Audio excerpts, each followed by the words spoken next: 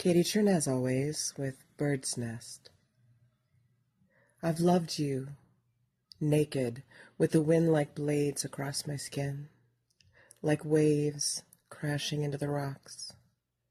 I've loved you, covered in mental bruises so blue and black that I feel invisible. I've loved you silent, when you scream for me not to scream, and the gleam in your eyes is not green like mine. You drip tears so dark, the drops turn into tiny black holes. They spin and twist, sucking in memories, sucking me in to the depths of your soul, the place past paranoia and love, where there's only an empty bird's nest waiting to be filled with an egg. But my basket is empty, as is my heart, so I curl into a ball between the sticks and twigs, let them poke into my skin, hoping to trick you into thinking it's a heart, and you can feel me, covered in dirt, lonely and naked, longing and just waiting.